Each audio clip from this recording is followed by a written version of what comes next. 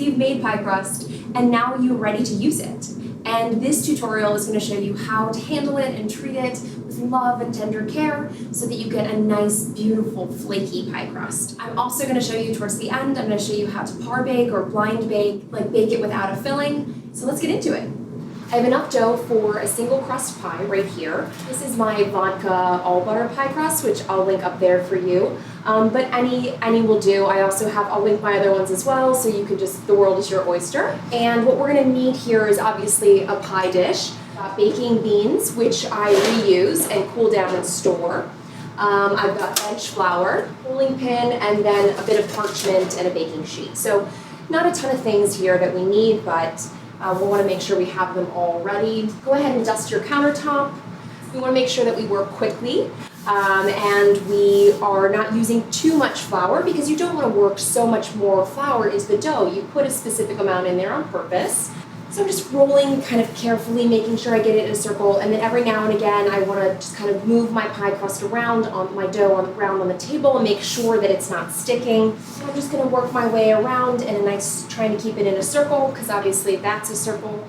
If it sticks to my rolling pin, I'm going to flour my pin and not the top of my dough, unless there's a specific spot that's basically just butter and I need to address it.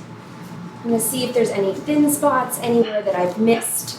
So you can do this a couple different ways. You can roll it across your rolling pin if you like. I like to just kind of fold. I like the fold method. And then I'm going to transfer my little dough packet. I'm going to unfold it, right? And if it's sticking to itself, then you just kind of hope and pray that it's not catastrophic.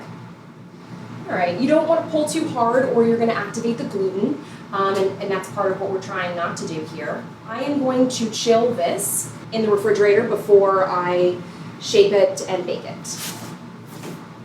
Our dough is chilled, and we want to do that. We want to make sure we keep it cold because obviously we don't want it to shrink. So the reasons that pie crust will shrink is if you've kind of overworked the gluten. So one of the ways to avoid that is keeping your dough cold throughout the whole process. We've got a nice chilled dough.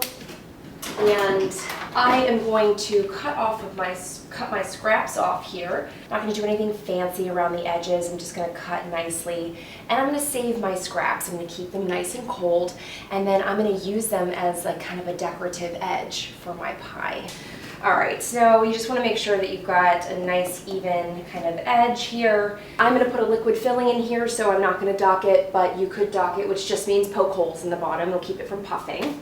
I'm going to take my parchment, crumple it all up, and then you'll use this to line your shell, okay? And then I've got my beans. I'm going to pour those in there.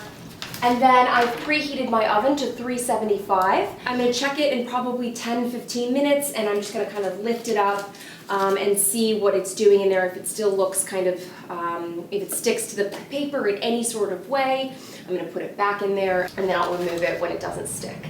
And then I'll keep baking it without the paper. I'm actually going to chill this again because it's a little bit warm in here, and it's gotten kind of warmer, and I want to make sure that it's super cold when I pop it in the oven, and that's going to give us those nice layers. So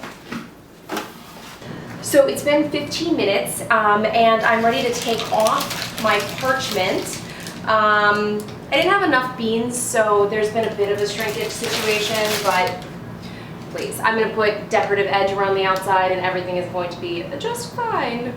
So I'm going to pop this back in the oven for probably another 15 until it's all a nice golden brown. And that's it. Now you know how to par bake a pastry crust.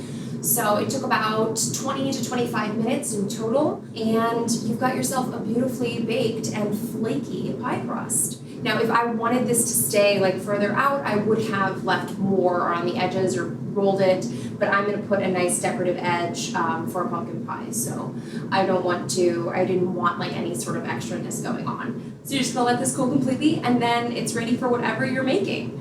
Meringue pies, or pudding pies, or chocolate pies, or pumpkin pie. The world is your oyster. And that's it.